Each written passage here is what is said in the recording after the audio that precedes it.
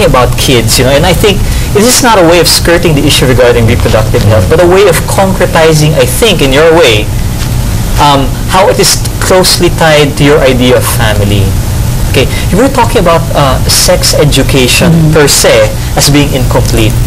Okay, and you had told me earlier that you in fact homeschool your children. Quite frankly, that is very, very new to me.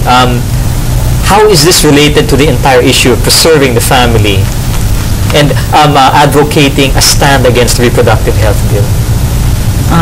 I've been homeschooling my children for probably around 3 years now, and I think it's so important because once you, it's not because I want to take them out of the world and just, you know, kulungin in the house. It's nothing like that, but it's because as parents, we wanted to make sure that we were the primary influence in our children's lives.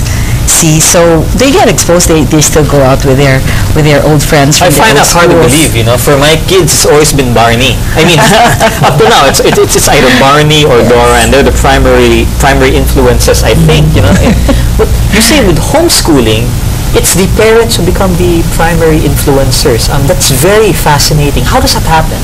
I think it's a natural thing. I mean, I'm sure you both agree that we are really the natural teachers of our children. So I think homeschooling that's at the root of what homeschooling is all about. And we took it upon ourselves to really educate them because that's it. I said we want to be primary teachers of our children. One example that I can discuss right now is, well, when we started homeschooling, we started learning how to discuss so many things in the dinner table, even issues in society. It was so funny because one time I came home and my kids said, "Mama, we just found this book in the bodega," and they said, "Oh, no. What? This book is the lonely only mouse," something like that. And to cut the story short, it was about this mouse who was lonely because his parents were too busy for him, and he was an only child. So he was so jealous about his cousin who came from a good family. So he wanted to be a mouse with lots of brothers and sisters. And then it turned out when his cousin slept over, he found out that he really just wanted to be an only mouse because yung cousin niya didn't have nice stuff, and he didn't like being, having to share his bed with someone else. So, and then my kids, instinctively, they saw that this is so biased. They said, "Mama, this is so anti-family."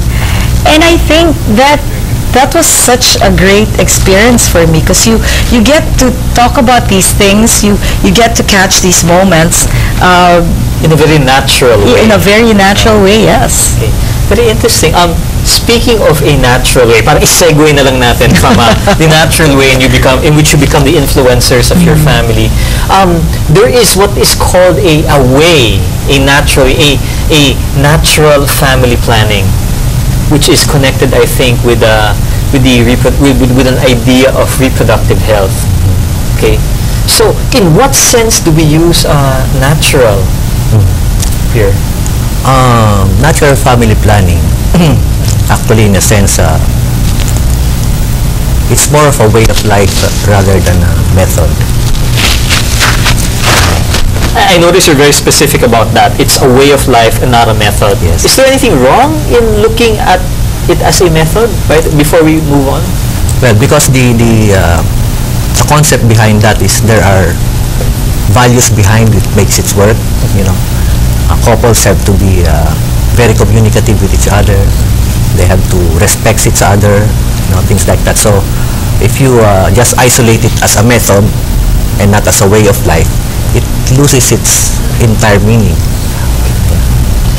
It's not as efficacious. Wow, I love these long words. No, it's not as effective in being a long-term solution to anything. Okay. Interestingly enough, I would like to invite people, of course, to call us up. I think for questions, it's there already on the screen, and I'm seeing it right now. For questions, please call 637-3576. You are watching One on One, and we will be back very, very shortly, again, on Natural Family Planning. Please stay tuned.